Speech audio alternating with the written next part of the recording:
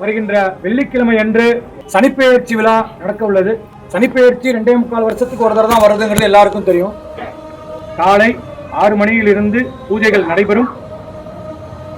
7:30 மணி அளவில் யாகங்கள் தொடர்ந்து 7:45 8 மணிக்குள் கடம் புறப்பட்டு சுவாமிக்கு அபிஷேகம் நடைபெறும்.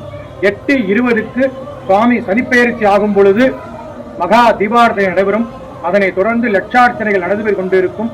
அனைத்து பெருமக்களும் வந்திருந்து சனிப்பெயர்ச்சி விழாவில் கலந்து கொண்டு நம்முடைய சனி பகவானின் உக்கிரங்களும் பயன்களும் சாதகமாக அமையும்படி கேட்டுக்கொள்கிறார்.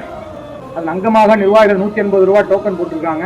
180 ரூபாய் டோக்கனில் பிரசாதங்கள், தேங்காய் பூ, பழம், அது இல்லாமல் உத்திராட்சம், லட்டு பிரசாதங்கள் எல்லாமே தரவுள்ளது. அதனால் அனைவரும் பிரசாதம் எடுத்து பிரசாதம் வாங்கி கொள்ளும் மட்டும் கோயிலில் பார்க்க போகிறோம் அப்படின்னா விசேஷமே பார்க்கணும்னா கிரகங்கள் தான். ஏன்னா நம்மளுக்கு அக்னி மூலையில் நம்மளுக்கு நவகிரகங்கள் இருக்கிறது.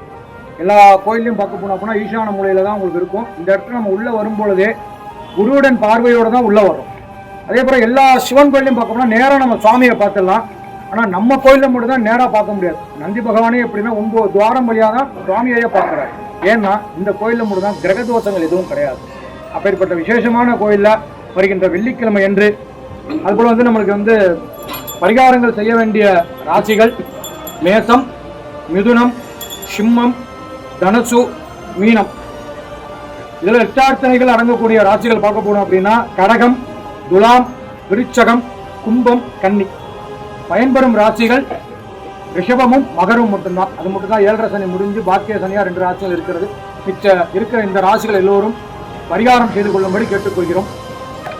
இந்த சனிப்பெயர்ச்சி விழாவில் அனைவரும் விளக்கேற்றி சுவாமியை தரிசனம் பண்ணுங்க. நடக்க இருக்கிற சனிப்பெயர்ச்சி விழாவில் அனைவரும் கலந்து கொண்டு நம்முடைய கோயிலின் சிறப்பு நவகிரகங்கள், அந்த சிறப்பின் அமையமாக எவரையும் சனி பகவானுடைய அருள்படி கேட்டுக்கொள்கிறோம்.